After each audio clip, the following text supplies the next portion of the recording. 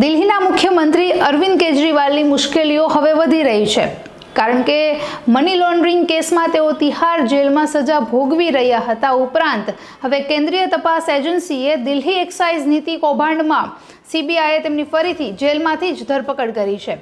બુધવારે એટલે કે આજે વહેલી સવારે સુનાવણી પહેલા જ સીબીઆઈ દ્વારા તેમની ફરીથી ધરપકડ કરવામાં આવતા તેમની મુશ્કેલીઓ હવે વધી રહી છે.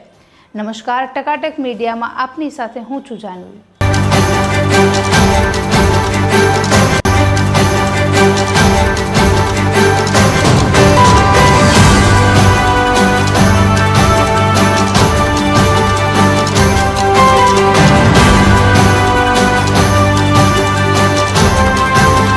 દિલ્હીના મુખ્યમંત્રી અરવિંદ કેજરીવાલની મુશ્કેલીઓમાં સતત વધારો થતો જોવા મળી રહ્યો છે, કારણ કે સીબીઆઈ અને ઈડી બંને એક સાથે એક સમય પર તેમની પૂછપરછ કરી રહ્યા છે અને ઘણા બધા આરોપો પણ એમના પર લગાવવામાં આવ્યા છે.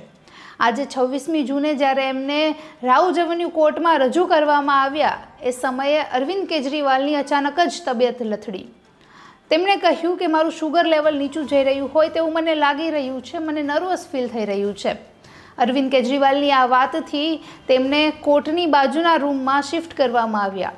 ત્યાં એમના માટે ચા અને નાસ્તાની વ્યવસ્થા કરવામાં આવી. બાદમાં ફરીથી પૂછપરછ શરૂ કરવામાં આવી.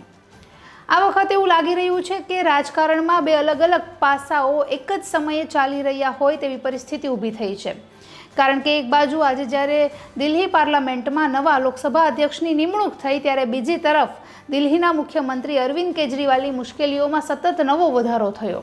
તો આ રીતે એવું કહેવાય કે રાજકારણમાં કોઈ પણ પરિસ્થિતિનું કોઈ ફિક્સ હોતું નથી, ગમે ત્યારે કંઈ પણ થઈ શકે. રાજનીતિમાં આજ નક્કી હોય છે, કાલની કંઈ ખબર હોતી નથી. આ પ્રકારે જ્યારે હવે ભારત દેશની રાજકારણમાં ઘણા બધા ઉથલપાથલ થઈ રહ્યા છે, આમ આદમી પાર્ટીના નેતાઓમાં ખૂબ જ આક્રોશ છે. તેઓ સતત ભારતીય જનતા પાર્ટી પર નવા નવા આક્ષેપો લગાવી રહ્યા છે કે એમને સીબીઆઈ સાથે, એમણે સરકાર સાથે મળીને કાવતરા કર્યા છે અને અરવિંદ કેજરીવાલની મુશ્કેલીઓમાં વધારો કરવાના પ્રયત્નો થઈ રહ્યા છે. આ પ્રકારના આક્ષેપો અને નિવેદનબાજીઓ જ્યારે આમ આદમી પાર્ટીના નેતાઓ એકબીજા પર કરી રહ્યા છે, ત્યારે હવે આગળના સમયમાં શું ચુકાદો આવશે તે જોવું ખૂબ અગત્યનું રહેશે. નમસ્કાર.